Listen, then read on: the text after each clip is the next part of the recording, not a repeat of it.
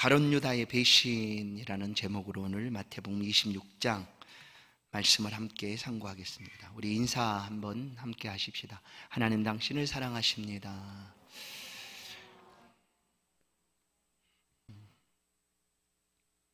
늘 똑같은 시간, 똑같은 자리에 또 때로는 똑같은 말씀처럼 우리가 듣게 될지라도 우리의 시간은 딱 그 한 번의 시간 외에는 다른 시간이 아닙니다. 그러니까 오늘 우리의 시간은 앞으로도 그리고 이전에도 없는 가장 소중하고 귀한 시간입니다. 그래서 이 시간에 우리가 어디에 있을까? 물론 각각 중요한 장소들을 택하고 그곳에 머무를 수도 있습니다. 그러나 하나님 앞에 예배하는 이 시간이 그 어떤 것과 비교할 수 없는 가장 귀한 시간임을 분명히 믿습니다. 비록 현장에 아직도 못 나오고 계시는 성도 여러분, 가정에서 함께 예배할지라도 그 자리에서 하나님이 우리 예배를 받아주시고 그리고 드리는 우리의 모든 시간들을 기쁨으로 받아주시리라 믿습니다. 동일한 모습으로 함께 예배할 때 큰 은혜가 있기를 바랍니다. 최후의 만찬이라는 이야기들을 들었을 것이고 또한 최후의 만찬이라는 명화들을 혹시 보신 분들이 계실 것입니다. 약 15세기경 아주 유명한 화가 레오나르도 다빈치가 그린 최후의 만찬 그림이 아마 여러분들 성도님들 집에도 혹시 있지 않을까 싶습니다. 그 만찬의 그림을 보면 예수님의 12제자가 모두 다 예수님 중심으로 앉아 있습니다. 그런데 이 15세기 이전에도 성경 말씀을 주제로 삼고 이런 그림들을 그렸던 화가들이 많이 있었습니다. 그러니까 이 이전에도 최후의 만찬의 그림을 그렸는데 그때는 어떻게 이 만찬의 모습을 그렸는가? 오늘 마태복음에 등장하고 있는 내용처럼 배신하고 있는 가룟 유다를 중심으로 그 만찬 자리에 그림을 그렸다 합니다. 그러나 이 다빈치는 이전에 있었던 그 만찬 그림과 달리 이제 예수님의 제자들이 6월절 만찬 자리에 함께 있었던 모습을 그리고 있는 것이죠. 그러나 오늘 마태복음을 보면 이 만찬 자리에서 예수께서 행하신 일들이 기록이 되어 있습니다. 오늘 받아 먹으라 이것은 내 몸이니 하고 성찬을 식사 후에 함께 제정하신 그런 내용이 있습니다. 그러나 마태복음에는 가룟 유다의 배신이 더 아주 중요하게 많은 부분을 차지하고 있습니다. 요한복음을 보면 물론 네 가지 복음서의 그 만찬 자리의 모습은 각각 다르게 표현이 됩니다. 그러면 각각 다르다는 것이 아니라 만찬이 있고 어떤 의도로 보고 있는가에 따라서 좀 달랐겠죠. 요한복음의 만찬의 모습은 다른 복음서, 그러니까 공간복음이라고 하는 마태복음, 마가복음, 누가복음에는 없는 내용이 담겨져 있습니다. 그것이 바로 세족식 장면이 요한복음에는 나타나 있습니다. 식사 후에 예수님께서 제자들의 발을 씻겨주셨던 세족식의 모습이 요한복음에는 나타나 있습니다. 그러나 오늘 마태복음에서는 가룟 유다의 배신이 더 많은 부분을 차지하고 있는데 지난 시간에 본 것처럼 예수님 붙잡기로 결심하고 붙잡고자 원했던 사람들은 명제례는 피하자라고 그들은 서로 모의를 했습니다. 그러나 그들의 생각과 달리 예수님께서는 때를 따라서 움직이셨기 때문에 뿐만 아니라 이미 이 땅에 오실 때 이미 6월절 어린 양으로 비유하면 그렇게 이 땅에 오신 분이기 때문에 6월절 그 절기에 어린 양이 희생당하는 것처럼 예수께서 십자가에서 피를 흘리시고 희생당하여야 했습니다. 그래서 그 대제사장들이나 이런 무리들의 생각과 달리 명절에는 말자 했지만 예수께서는 그 명절에 붙잡히셔서 고난을 받게 됩니다. 그런데 어떻게 예수께서 그들에게 붙잡히시게 되었는가? 이 만찬 자리에서 예수님의 제자 중에 한 사람인 가룟 유다가 예수님으로부터 너희 중에 한 사람이 나를 배반하게 될 것이다, 팔 것이다 라는 말을 듣게 됩니다. 이 가룟 유다가 먼저 예수님을 팔고자 붙잡으려고 하는 그 대제사장들의 무리를 찾아가서 약속을 하게 됩니다. 어떤 약속을 하게 되는가 하면, 내가 예수를 팔 테니까 그 값을 얼마를 쳐주겠느냐. 그래서 그들이 은 30을 주겠다 약속을 합니다. 은 30. 은 30의 오늘날 가격은 약 한 36만 원 정도 되는 것으로, 이제 지금 현재 은 시세를 보면 그 정도 나옵니다. 그런데 이 유다가 예수님을 팔았을 그때 은 30의 가치는 어떠했는가 하면 노예 한 사람의 몸값 정도였습니다. 한 사람이 이렇게 사고 파는, 사람을 노예로 사고 팔 때 주고받는 몸값이 은 30 정도 되었다. 그러면 오늘날보다는 사실 더 많은 가치를 가지게 되었는 것으로 볼 수가 있습니다.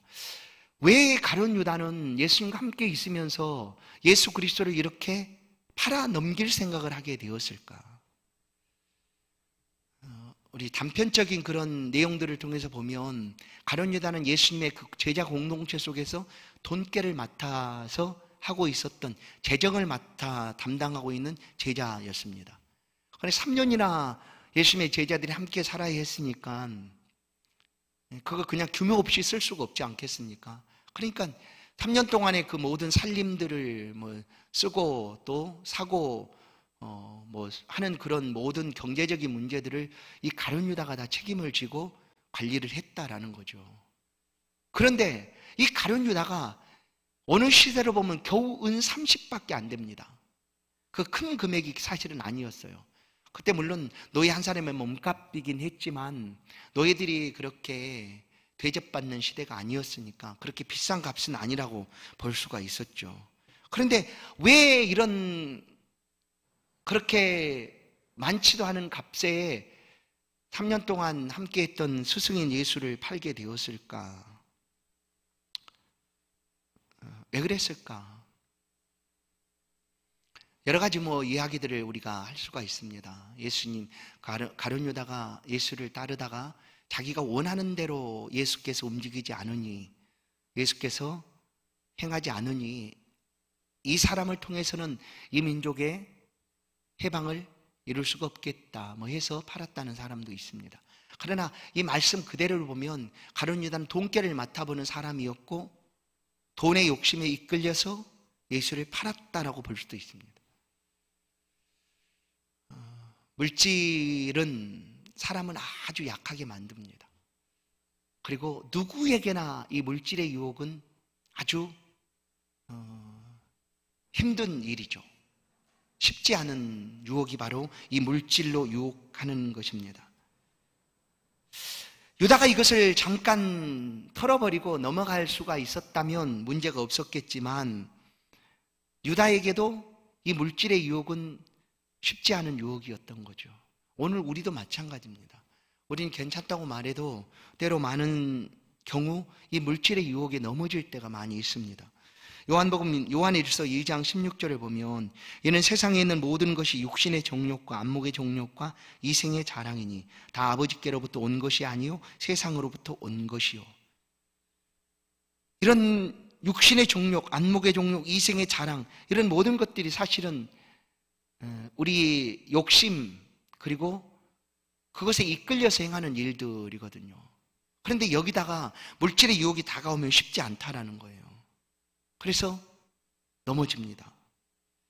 예수께서는 이 6월절 만찬 자리, 사도행전을 보면 그 자리가 이제 마가다락방이었다라는 것을 우리가 짐작해서 알 수가 있습니다. 그리고 그 자리, 만찬 자리도 예수님께서 미리 예정을 하셨는지 아니면 누군가를 통해서 준비케 하셨는지 그 사람을 만나게 하셔서 그로 하여금 올라가는 자리에 가봤더니 미리 예수께서 함께 나누실 만찬을 준비해 두었다. 그렇게 이제 성경은 우리 가운데 말씀을 합니다. 이제 그 만찬 자리에서 예수님께서 제자들과 함께 식사를 하시고 그들 가운데 이런 말씀을 하십니다. 21절을 보시면 그들이 먹을 때에 이르시되 내가 진실로 너희에게 이르노니 너희 중에 한 사람이 나를 팔리라. 너희 중에 한 사람이 나를 팔리라. 거기에 몇 명이 있어서 12명입니다. 12명이 있었는데 그 가운데 한 사람이 나를 팔겠다라고 직접 12명을 대상으로 예수께서 말씀을 합니다.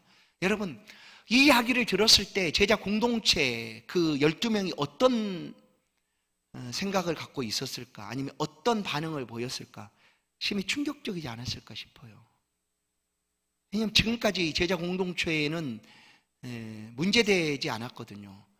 물론 그 중에 뭐 다툼도 있었고, 올라오는 길에 서로 내가 높은 자리에 차지하겠다, 내가 좋은 자리에 앉아야지 하는 다툼도 있었지만, 그래도 3년 동안 예수 중심으로 그 공동체가 지금까지 온 거죠.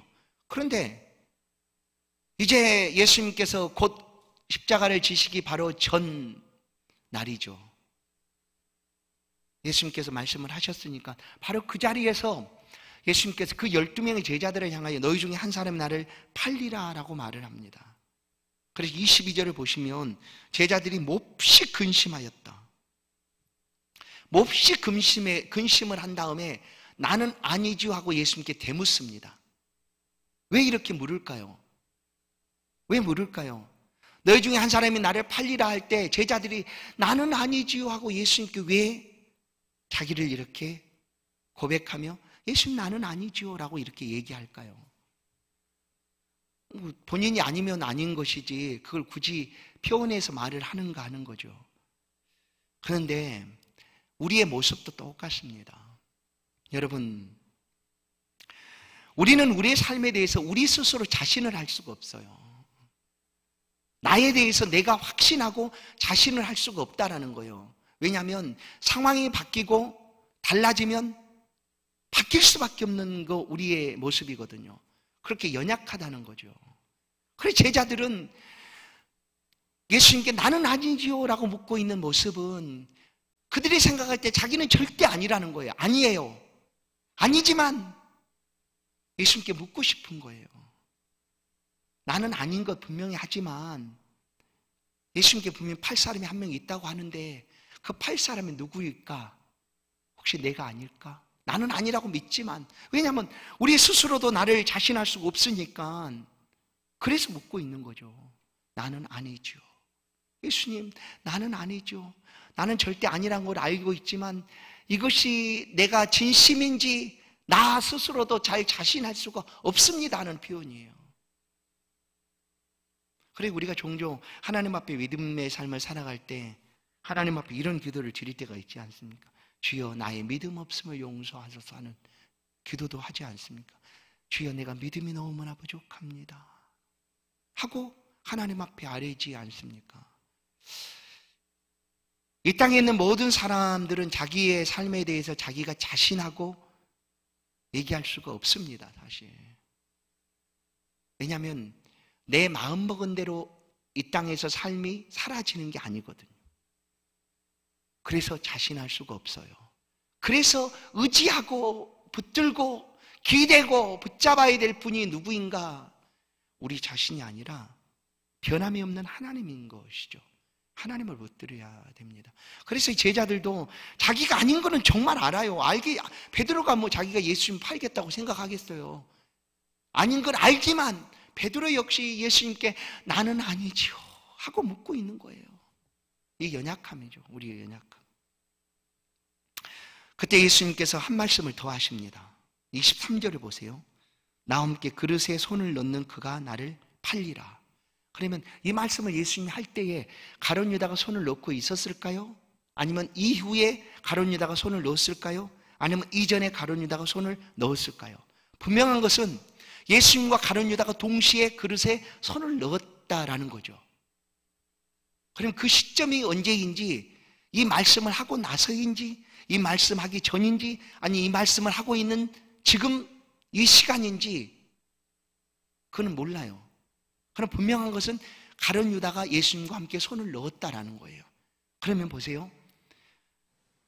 지금 시점이 가룟 유다가 동시에 손을 놓고 안 있다고 할지라도 예수님의 이 말씀에 대해서 가룟 유다가 손을 예수님과 동시에 넣었다는 것을 기억하고 있다면 가룟 유다는 마음에 찔리겠죠. 안 그렇습니까? 아, 내가 예수님과 동시에 손을 넣었는데 그럼 나네? 라고 여기지 않겠어요? 보통이라면 그렇게 여기겠죠. 그 예수님께서 이 말씀을 하신 것은 가룟 유다가 들으라는 거예요. 여러분, 종종 하나님의 말씀이 우리 가운데 들려질 때 우리가 귀를 막고 마음을 닫아버리고 하라는 것이 아니라 말씀을 들으라는 거예요. 하나님의 말씀이 들려지면 그냥 마음을 열고 들으라는 거예요. 그 말씀이 쓴 말씀일 수도 있어요. 아픈 채찍으로 찌르는 것 같은, 때리는 것 같은 말씀일 수도 있어요. 그래도 들으라는 거예요. 하나님의 말씀을 들으면, 그러면 살 길이 열리는 거죠. 옛 어른이 이런 말을 하지 않습니까? 경험치에서 나온 말씀들이죠. 약은 쓰다. 그렇잖아요. 근데 참 미안해요. 약을 좀 달게 하면 안 될까? 아이들 먹는 약은 달게도 한다고 그래요. 근데 단성분이 그 약 기운을 빼앗아가서 그러는가? 하여튼 약은 쓰다고 얘기해요. 정말 써요. 약은 써요.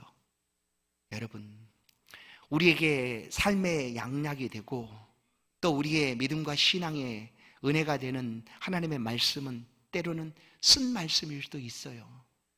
아유, 듣고도 싶지 않다 하고 뱉어버리고 싶은 그런 말씀일 수도 있다는 거예요.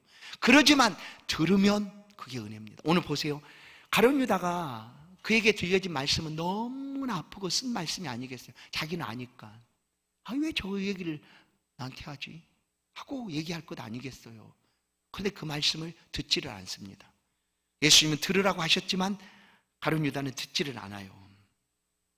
이 말씀을 좀 더 가룟 유다에게 지금 예수님께서 하시는 말씀이니까 이 말씀을 복음서에서, 사복음서에서 좀 더 확인을 해보면 요한복음을 보면 이렇게 나타나 있습니다. 요한복음에서 보면 예수님께서 가룟 유다에게 떡을 직접 주시는 거예요. 떡을 직접 줘요. 어떤 상황이었는가 하면 이제 예수님께서 너희 중에 한 사람이 나를 팔리라 하니까 만찬 자리에 보면 예수님 몸에 기대어서 이렇게 있는 제자의 모습이 있어요. 아주 곱상하고 예쁘게 그려진, 그게 누구냐면 가장 젊은 요한입니다. 요한. 제자 요한이 그렇게 그려졌어요. 그래서 이것 가지고, 이 다빈치의 그림 가지고도 사람들이 막 설왕설래하죠. 예수님께서 요한을 사랑하셨다. 근데 그 사랑이라는 것이 우리가 말하는 그런 사랑이 아니라 동성사랑이라는 거죠. 이렇게 얘기하는 사람이 있어요. 불교 아니겠어요.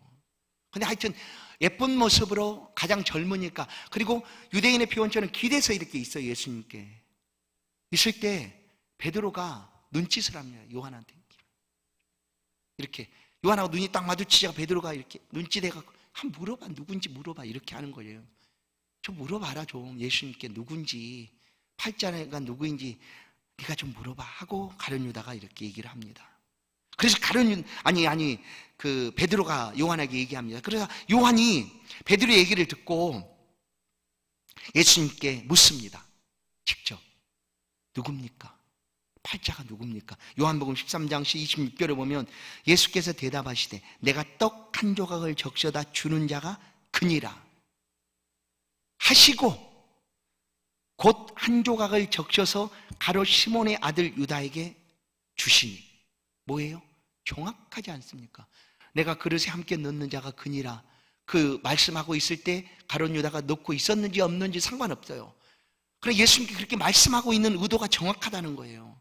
요한복음을 보면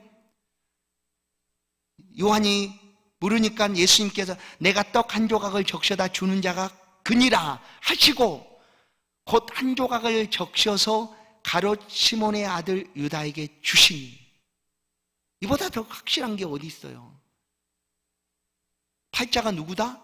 너다라고 예수님이 지금 말하고 있는 거예요. 너무나 확실하게. 그 한두 번 얘기한 게 아니에요. 아주 여러 번 얘기를 합니다. 그런데 또 가룟 유다가 또 예수님께 아주 아닌 것처럼 묻고 있는 모습이 오늘 본문에서도 있어요.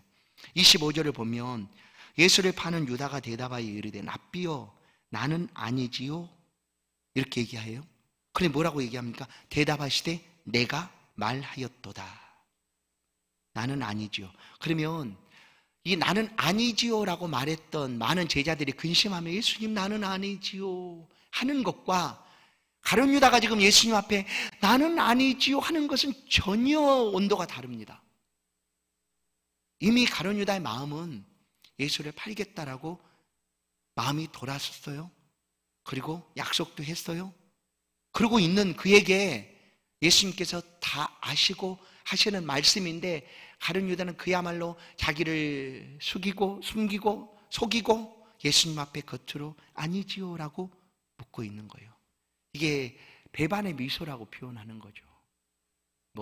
배반의 입맞춤 이렇게도 표현이 되고. 그러나 예수님께서 이 만찬 자리에서, 특별히 마태복음에서 왜 이렇게 이 가룟 유다 배신에 관한 이야기를 계속하고 계실까? 왜 그럴까요? 그냥 예수님은 정해진 대로 가실 것이고, 누군가는 팔아야 되니 팔리움을 받아야 되실 것이고 할 텐데, 왜 이렇게 아시면서도 그렇게 말씀하고 계실까? 그것은 다른 것이 아닙니다. 너무나 사랑하셨기 때문이죠. 사람들을 너무나 사랑하셨기 때문이에요. 그리고 그 사랑하는 사람이 한 사람도 낙오하지 않고 곧 지옥 가지 않고 모두 다 그 피 흘리심의 은혜로 하나님 나라에 가기를 원하는 마음 때문에 그런 거예요. 그렇게 하신 거예요. 그런데 보세요. 그런 마음을 가지고 알아듣도록 가룟 유다에게 그렇게 복음서를 보면 3차례나 얘기를 합니다. 너희 중에 나를 팔리라. 손을 같이 넣는 자가 그야. 내가 떡조각을 주는 자가 그다. 네가 말하였다 라고 말하는데도 가룟 유다는 어떻게 해요? 듣질 않습니다. 그래서 요한복음 13장 27절을 보면, 조각을 받은 후 곧 사탄이 그 속에 들어간지라 예수께서 유다에게 이르시되 내가 하는 일을 속히 하라, 이렇게 말씀을 합니다. 유다에게 사탄이 들어갔고, 이제 유다는 예수 그리스도를 팔기 위해서 그 일을 지금 행하라라는 예수님께서 하시는 말씀을 듣습니다.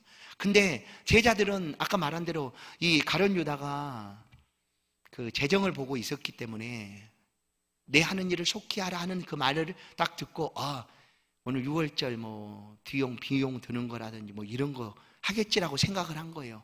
전혀 제자들은 몰랐어요. 그리고 제자들 사이에서는 누가 예수를 팔 것인지 아직 몰라요. 오직 아는 사람은 가룟 유다 자신 한 사람밖에 없는 거죠.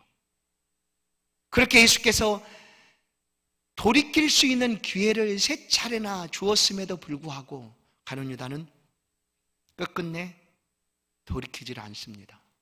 그리고 그날 밤 무리들과 함께 겟세마네 동산에 기도하시는 예수님께 찾아와서 입맞춤을 하고 예수를 넘겨줍니다. 그렇게 해서 은 30을 가룟 유다가 받게 된 것이죠. 예수님이 가룟 유다에게 이 마지막 만찬 자리에서 이렇게 하시고 계신 이유는 말씀드린 대로 요한복음 13장 1절에 보면, 6월절 전에 예수께서 자기가 세상을 떠나 아버지께로 돌아가실 때가 이른 줄 아시고 세상에 있는 자기 사람들을 사랑하시되 끝까지 사랑하시니라. 예수님이 자기 사람들을 이렇게 끝까지.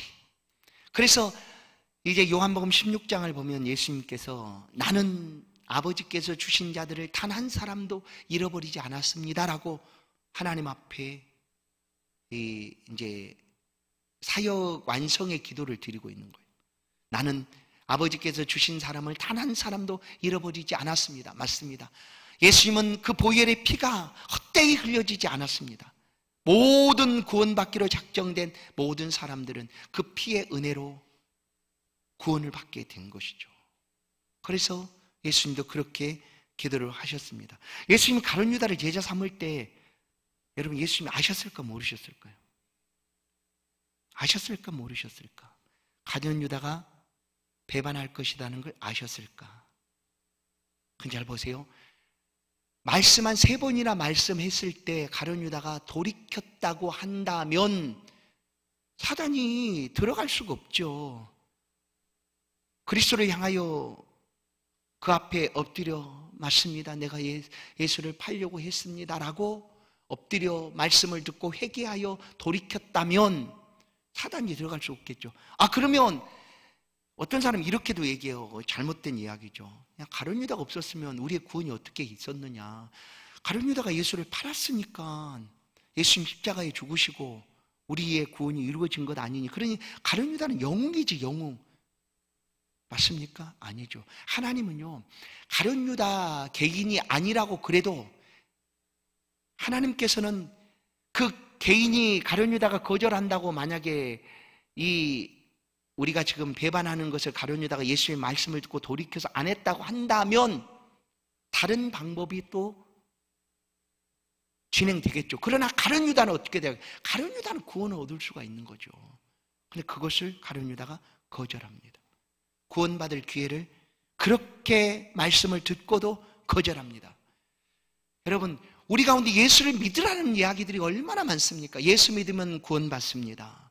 생명을 얻습니다. 천국 갑니다. 하나님의 자녀가 됩니다라고 말해도 사람들은 듣지를 않습니다. 살아가는 날 동안 아주 많은 하나님의 음성을 듣게 될 거예요. 그런데 거절합니다. 누구처럼? 가룟 유다처럼. 기회가 다가오도 거절합니다. 예수님은 사실 아셨어요. 요한복음 13장 18절을 보면 내가 너희 모두를 가리켜 말하는 것이 아니라 나는 내가 택한 자들이 누구인지 알미라. 그러나 내 떡을 먹는 자가 내 발꿈치를 들었다는 성경을 응하게 하려는 것이니라. 아신다는 거 아셨어요. 어찌 모르시겠습니까? 그러나 그 한 사람이라도 구원받기를 원하셔서 예수님이 그렇게 직접적으로 말씀하는 거예요. 그래서 이 가룟 유다에 대한 예수님의 안타까운 마음이 어떻게 표현되는가 하면 차라리 내가 나지 않았다면 좋을 뻔했다라고 얘기해요. 태어나지 않았다면 오히려 너에겐 좋았겠다라고 얘기해요. 그런데 말씀드리죠. 우리가 이 땅에 태어난 것이 복입니다. 너무 복이에요. 이 땅에 태어나지 않으면 사실 천국도 없고 하나님도 없고 아무것도 없는 거죠. 태어나지 않았다면. 그런데 이 땅에 태어났기 때문에 우리 가운데 천국도 있고 하나님도 계시고 영생 복락이 우리 가운데 주어지는 거예요. 그런데 태어나서 가룟 유다처럼 그리스도를 배반하고 배신하고 믿지 않는다고 하면 차라리 안 태어나는 것이 더 좋다는 거예요. 왜냐하면 태어나서 예수 그리스도 믿지 않을 것 같으면 차라리 안 태어났다면 그 뜨거운 지옥불에서 고통도 받지 않을 터인데 태어나가지고 이런 고통과 영원한 형벌 속에 살아가야 되니 얼마나 아프겠습니까? 그래서 차라리 태어나지 않으면 좋겠다. 그러나 태어나서 예수를 믿는다면 영원한 천국을 소망하고 믿음의 삶을 살아간다면 그 사람은 가장 복된 사람이에요. 복된 사람인 거. 저와 여러분이 모두 다 그런 사람인 줄로 분명히 믿습니다. 24절을 보시면 인자는 자기에 대하여 기록된 대로 가거니와 인자를 파는 그 사람에게는 화가 있으리로다. 그 사람은 차라리 태어나지 아니하였더라면 제게 좋을 뻔하였느니라. 예수님이 말씀은 이렇게 해요. 가룟 유다가 이제 예수님을 배반하고 겟세마네에서 예수님을 판 후에 뉘우쳐요. 잘 보세요. 가룟 유다 뉘우쳤어요. 그런 다음에 자기가 받았던 그 은 30을 가져다가 대제사장들에게 가서 집어 던지고 내가 이거를 잘못했다 하고 그냥 그 받은 거를 던져버려요. 그리고 그는 곧바로 어떻게 합니까? 스스로 목매어 죽습니다. 그럼 이 부분에 있어도 사람들은 가룟 유다를 추종해요. 야, 이 사람이 이 정도는 돼야지. 응? 자기가 잘못했으면 이렇게 가야지. 그게 좀 사람답지, 인간답지, 인간다운 냄새가 나는 거지. 그런데도 끝까지 살아보겠다고 그냥 아둥바둥하고 그렇게 해서 되겠느냐? 가룟 유다가 얼마나 멋있냐? 인간적이고 너무나 멋있지 않느냐? 이렇게 얘기를 해. 절대 아닙니다. 말했죠. 우리가 가장 중요하게 여겨야 될 건 생명입니다. 생명. 그 생명은 어디서 주어지는가? 하나님 안에 있습니다. 예수를 믿는 자에게는 영생이 주어지는 거예요. 그래서 좀 부끄럽고 혹시 좀 다른 사람한테 손가락질을 받고 창피하다 할지라도 부끄러운 고니처럼 여겨질지라도 이 생명을 무슨 일이 있어도 포기해서는 안 된다는 거예요. 베드로는 마찬가지예요. 여러분 이 부분을 볼 때 언제나 이 베드로가 겹쳐져 보이는데요. 가룟 유다는 예수님을 은 30에 배반하고 팔았다가 다시 던져놓고 그렇게 했잖아요. 근데 베드로를 보면 베드로가 만만치 않아요. 예수님을 저주해요. 저주. 여러분 성경에서 예수를 저주한다는 것이 쉬운 일이겠습니까? 나 저 사람 모른다. 무엇 때문에? 자기가 지금 육신의 생명이 살고 싶어서 그랬어요. 사람은 약하니까 그럴 수밖에 없어요. 지금 당장 이 생명 끝난다고 생각하면 이 생명을 유지하기 위해서 그렇게 행하는 거죠. 그러나 우리에게는 영원한 생명이 있다는 사실을 잊어서는 안 돼요. 그랬던 베드로 풀이 죽어가지고 감히 어떻게 예수님 앞에 나가겠습니까? 그래서 자기는 할 수가 없어요. 그러면 베드로도 수제자니까 차라리 죽어야 맞아요. 아유, 이 수제자가 이렇게밖에 못하냐 하고 스스로 자결하고 죽으면 야, 그래도 수제자답다라고 누군가 혹시 그렇게 말했을지도 몰라요. 그러나 베드로는 예수 그리스도의 죄사함의 은혜까지도 믿은 거예요. 예수님이 십자가에 흘려주신 그 언약의 피는 이런 나 같은 죄인까지도 용서하실 수 있다라고 믿은 거죠. 그게 믿음입니다. 그게 믿음이에요. 그래서 우리가 어떠한 죄를 지었다 할지라도 그리스도 예수 안에 있으면 다시금 용서받고 살아날 소망이 있는 거예요. 그런데 사단 마귀는 그렇게 우리를 말하지 않아요. 에이, 너 죄 지었으면 가룟 유다쯤 죽어야지. 그게 멋있고 그게 인간답고 그게 더 좋은 거 아니냐 이렇게 하는 거죠. 세상 그렇게 말하죠. 그런 절대 그러지 않습니다. 태어났으면 예수를 꼭 믿어야 돼요. 그래야지만 가장 복된 인생이 되는 거다라는 사실을 오늘 우리는 기억해야 합니다. 예수님께서는 그렇게 말씀하시고 이제 이 가룟 유다의 뉘우침이 왜 뉘우침으로 끝났는가? 여러분, 뉘우침이 회개인가라는 것은 아닙니다. 뉘우친다고 해서 회개가 아니에요. 그래 말했잖아요. 회개라는 것은 완전히 돌아서는 거예요.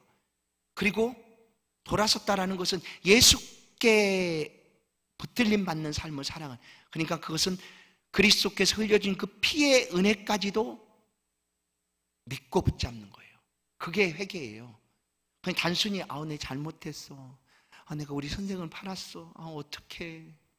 내가 정말 못된 놈이야. 여기까지 안 돼요. 그렇게 했다고 하면 깨닫는 거죠. 그거는 뉘우치는 거예요. 그런 다음에 예수께 나가야 되는 거예요. 예수님, 내가 어찌하면 좋습니까?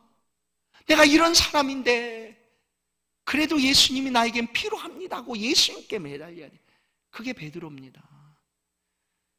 내가 주를 사랑하는 줄 아십니다. 왜 또 물어보십니까? 베드로야, 나 사랑하는 줄 아십니까? 내가 얼마나 사랑하는 주께서 아시지 않습니까? 하고 베드로는 예수님을 사랑한다 고백하고 뻔뻔하죠. 안 그래요? 바로 앞에서 저주하라. 나 저 사람 모른다. 내가 알면 내 손에 장을 지지고 나 저주받아 죽어도 마땅한데 저 사람 절대 몰라. 난 모르는 사람이야. 예수님이 붙잡혀서 있을 때 그랬던 베드로인데 어떻게 그 앞에서 예수님 앞에 사랑합니다라고 말하겠어요? 뻔뻔해서 안 되겠죠. 그런데 해야 되는 거예요, 사실은. 왜냐하면 우리의 모든 죄가 용서받을 수 있는 유일한 자리는 그리스도 예수거든요. 오늘 그래서 28절을 보세요. 이 말씀을 이제 읽고 마치겠습니다. 28절 말씀을 같이 한번 읽겠습니다. 시작. 이것은 죄사함을 얻게 하려고 많은 사람을 위하여 피 흘리는 바 나의 피 곧 언약의 피니라. 이거예요. 우리가 용서함 받고 또 구원 얻는 것은 바로 이 피 흘리심의 은혜 때문입니다. 그래서 보혈이고 언약의 피입니다. 오늘도 우리의 심령에는 이 예수 그리스도의 피가 흐르고 있어요. 그 피가 흐르기 때문에 우리가 어떠한 어려움에 있어도 하나님께서 모른 채 하지 않아요. 왜냐하면 우리는 하나님의 것이 되었거든요. 그러니까 담대하십시오. 지금 잠깐 힘들고 어렵다고, 아니 이 땅에서 우리의 삶이 더 힘들고 어려워져도 하나님은 우리 하나님이시고, 그리고 나는 이 땅에서 하나님을 끝까지 섬김으로 가장 복된 인생을 살고 있다는 사실을 잊어서는 안 돼요. 세상이 평가하는 것으로 우리를 보지 마십시오. 우리는 너무나 위대한 사람이에요. 가룟 유다도 하지 못했어요. 가룟 유다도 예수님을 3년이나 따라다녔던 가룟 유다도 예수님의 말씀을 듣지를 못했어요. 믿지를 못했어요. 그 앞에 자신의 삶을 맡기지를 못했어요. 그러나 우리 성도들은 지금 예수 그리스도 앞에 우리의 삶을 맡기고 살아가고 있는 것 아닙니까? 믿는다고 고백하고 사랑한다고 고백하고 얼마나 놀라운 사람입니까? 오늘 이 믿음이 저와 여러분 가운데 있다라고 분명히 믿습니다. 우리가 넘어지고 쓰러질 때 하나님은 그냥 두지 않아요. 왜냐하면 우리가 하나님의 자녀가 되었고 하나님의 사람이 되었기 때문에 하나님의 손잡아 일으켜 주시고 붙들어 주신 줄로 믿습니다. 이 말씀 안에서 위로를 받으시고 한 주간도 하나님이 붙들어 주시는 은혜 속에 승리하시고 영광 돌리는 그런 복된 한 주간 되기를 주의 이름으로 축원합니다. 하나님 감사합니다. 이 믿음이 어떻게 우리 가운데 왔는지 생각해봐도 우리가 다 이해할 수도 없고 다 깨달을 수도 없지만 그래도 예수 그리스도를 믿음으로 우리가 구원을 얻었다라는 사실을 분명히 알고 그 믿음 안의 삶을 지금 하나님 보시기에 좀 부족할지라도 그렇게 살고자 예를 쓰고 하나님 앞에 나아갑니다. 주여, 성도들이 한 걸음 한 걸음을 붙잡아 주시고 어디서든지 예면하지 마시고 하나님의 손 내밀어 붙잡아 주사 힘들고 어려운 때 위로하여 주시고 힘을 주시고 능히 견딜 수 있도록 셈과 능력을 허락하여 주옵소서. 한 주간도 성령 하나님 죄 백성들의 모든 삶의 걸음들을 지켜주시고 인도하여 주옵소서. 예수 그리스도의 이름으로 기도하옵나이다. 아멘. 찬송 453장입니다.